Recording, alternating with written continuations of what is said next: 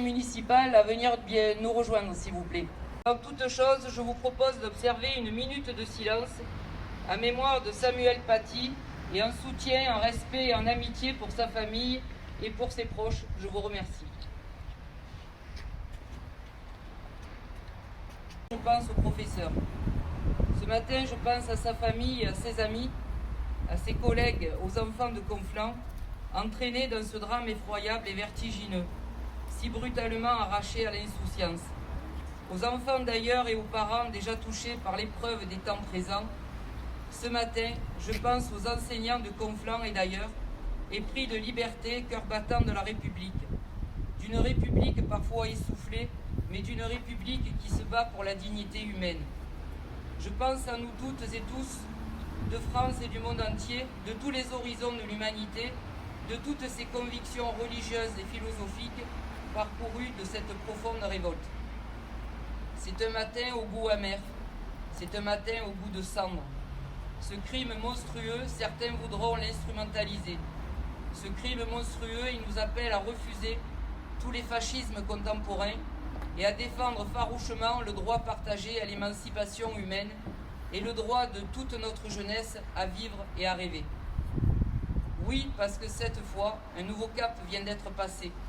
Samuel Paty, un nom qui va rester gravé dans nos mémoires, avait 47 ans. Il enseignait l'histoire et la géo à Conflans-Sainte-Honorine, ville réputée paisible.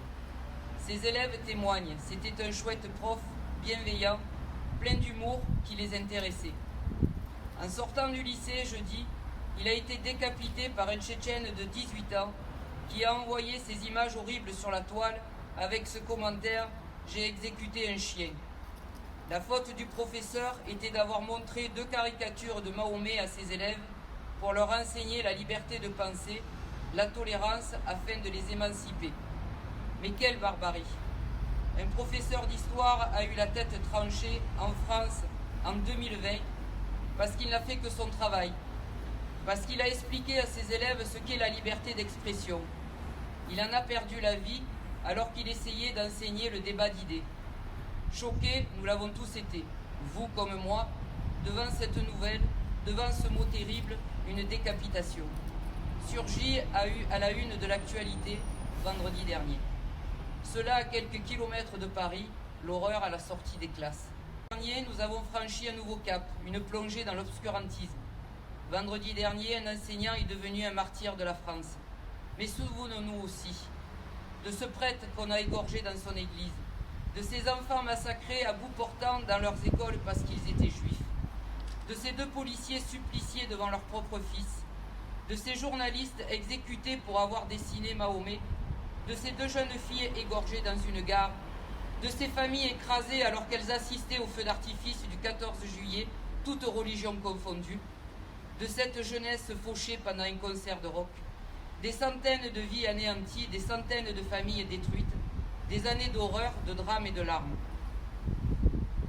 Il faut que cela cesse pour nous, pour nos enfants, pour la France de demain, et nous nous élèverons encore et toujours contre la haine et l'intolérance. Au travers de Samuel Paty, ce sont nos valeurs républicaines de liberté, d'éducation et de laïcité qui sont attaquées par l'obscurantisme et la terreur aveugle. L'école de la République continuera à éduquer nos enfants et à enseigner tout ce qui fonde notre démocratie et fait l'unité de notre nation.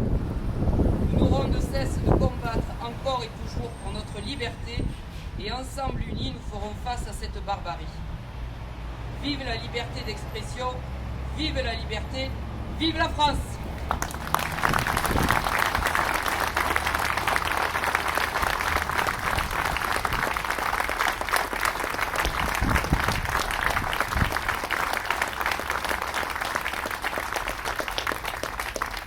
Et effectivement, comme le corps enseignant a été touché, donc je laisserai la parole à Bernard Chazot, qui non seulement a double casquette, il est aussi maire de l'Arnas, mais il est aussi directeur d'école.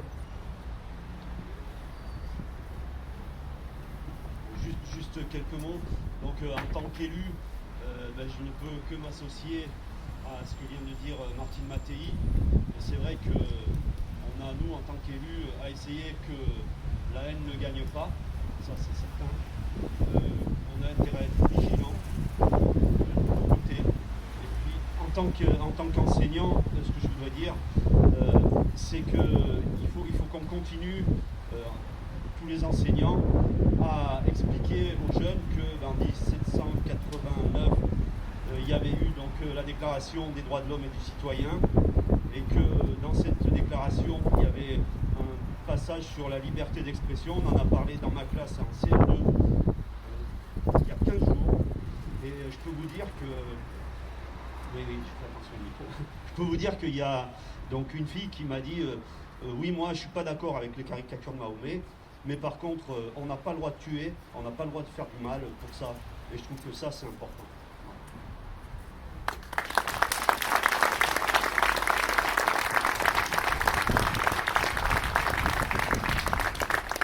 Et maintenant, je vous propose, pour notre moment de liberté à tous et d'expression, de chanter la Marseillaise.